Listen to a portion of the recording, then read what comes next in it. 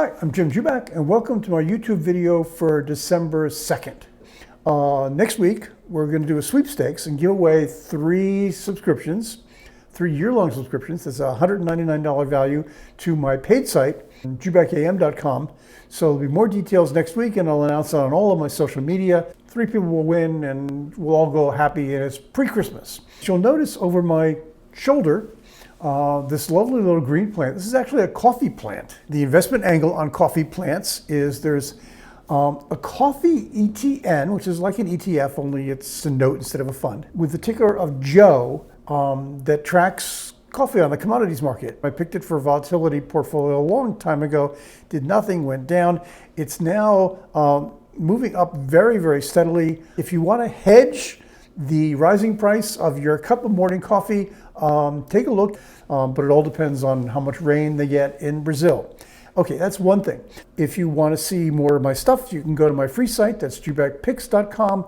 The 3 portfolios, lots of stock picks, at least one post to your email box every day. If you join the community, you can go to my paid site, that's jubakam.com, and you'll find URLs to those down below. Today's topic is 4 picks for the Omicron variant. We need to put this in some kind of context, which is that we don't know how infectious the variant is. We don't know whether it's actually going to win out over the Delta variant. We do know that yesterday, the first case was reported in the US, in California, and the stock market panicked. It plunged. And today, the stock market is basically going, who cares?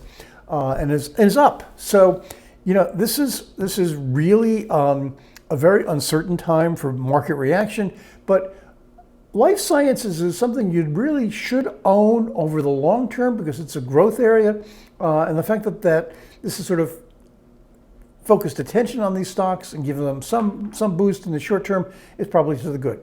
Okay, first stock is Pfizer.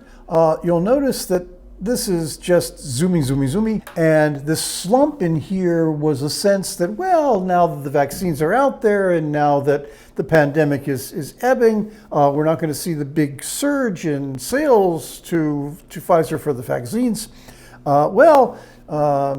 The story here really is the emergence of the Delta variant and then more recently of the Omicron variant.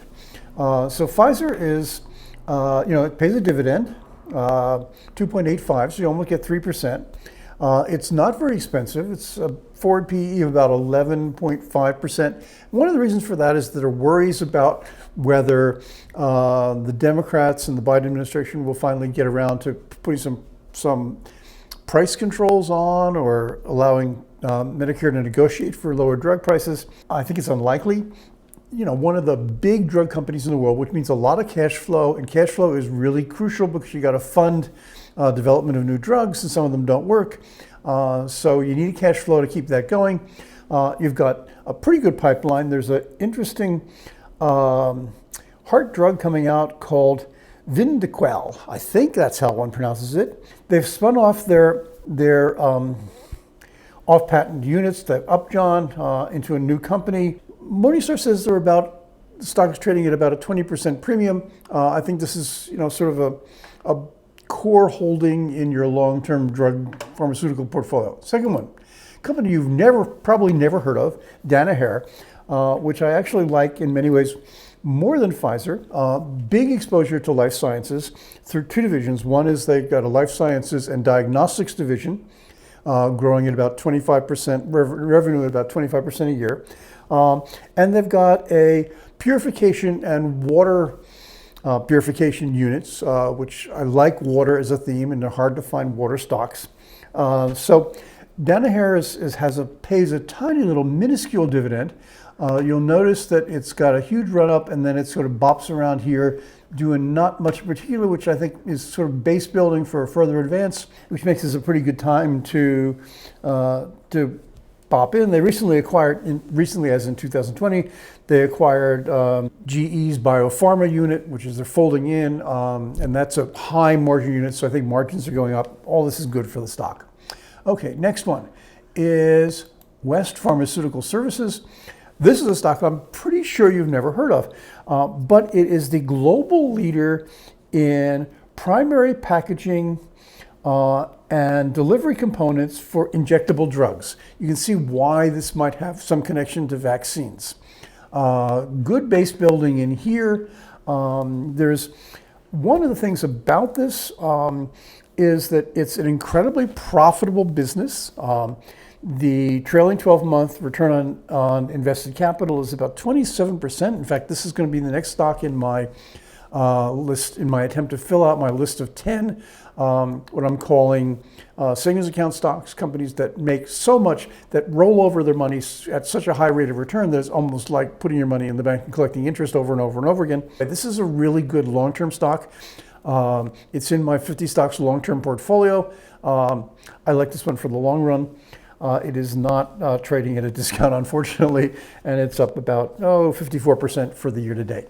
Is one of those rare beasts that's a growth stock that's trading at a discount. You can see why. This is Viva Systems. You can see that there's a huge plunge here.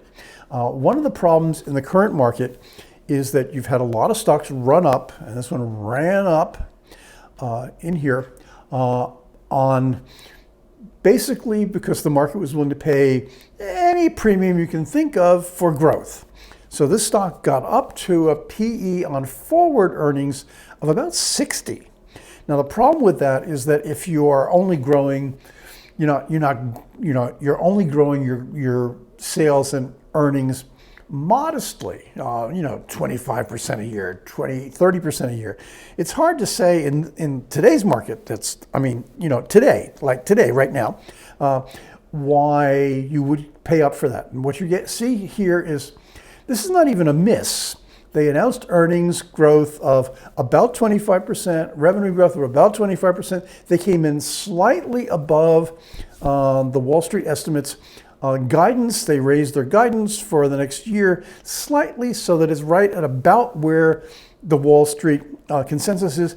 But meeting the consensus or only slightly beating is not good enough in this market. So you're seeing this huge plunge. I'm not going to go into the specifics of the stock because I'm going to make this my quick pick for this week. But anyway, right now, Morningstar says this is trading at a substantial discount to fair value. Certainly deserves a look. So that's my lead video for this week, a segment that you can look at in a market which is really uncertain about what direction to go in. I think these are good stocks on the fundamentals. They've got some momentum because of the pandemic worries and a new variant. So good section. If you like this video, please give us a like. Subscribe to the YouTube channel so that you get more notification of other videos. If you want more of me, you can go to my free site, jubakpicks.com. If you want more, you can go, that's 6 portfolios instead of just 3. You can go to my paid site, jubakam.com. URLs are both below. So thanks very much for watching, and I'll talk to you next week.